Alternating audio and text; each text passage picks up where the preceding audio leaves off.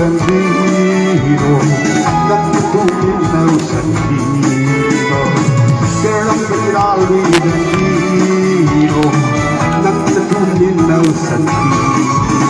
Hawaii, Hawaii, what we call it, we